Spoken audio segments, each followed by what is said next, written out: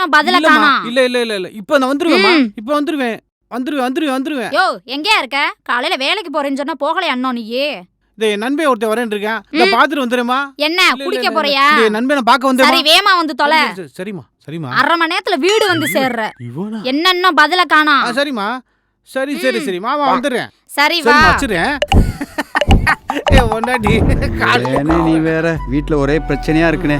கல்யாணம் வேற ஆகலன்னா நான் லவ் பண்ணும் போல அந்த பொண்ணு வேணாம் இந்த பொண்ணு வேணான்னு சொல்லி எனக்கு கல்யாணம் பண்ண பண்ணிட்டாங்க. இப்ப எதையாவது ஒரு பொண்ணை பார்த்து கல்யாணம் பண்ணிட்டுவான்னு சொல்றாங்க. என்ன பண்ணணும் வருத்தப்படாத. உன்னை மாதிரி லேட் மேரேஜ் தான் நானு.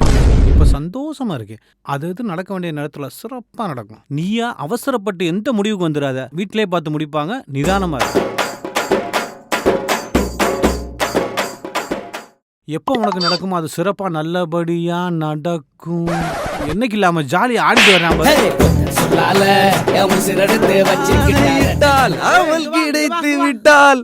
என்ன இப்படி ஒரு டான்ஸ் ஆடிட்டே வர்ற? அண்ணே எனக்கு பொண்ணு கிடைச்சிருச்சுனே. கல்யாணம் போகுதுல. ஏண்டா மேட்சுக்கு மேட்சா ட்ரெஸ்ஸை போட்டு என் பண்ணி வேற சுத்தி இருக்கிறேன். எனக்கு ஒரு பொண்ணும் கிடைக்கல. இவனுக்கு எப்பரா பொண்ணு கிடைச்சிச்சு? ஹாப்பியா இருக்கேன். போட்டோ வச்சிருக்கியா? இருக்குல்ல. கோக்கமாக்கா இருக்கேன். எப்படி ஹாப்பியா இருக்கேன்? பொண்ணு எப்படின்னு சும்மா தேவதை மாதிரி இருக்கா. நேத்து பேப்பர் பாத்தியா? பார்த்தேன். இந்த பொண்ணு நேத்து பேப்பர்ல வந்துச்சு பாத்தியா? எதுக்கு? 7ஆவதா கல்யாணம் பண்ண முயற்சி பண்ணும்போது அந்த 6ஆவது புருஷை கம்ப்ளைண்ட் பண்ணி போலீஸ் புடிச்சிட்டு போனாங்க தெரியுமா? 6ஆவது புருஷனா? அப்ப நான் 8ஆவதா?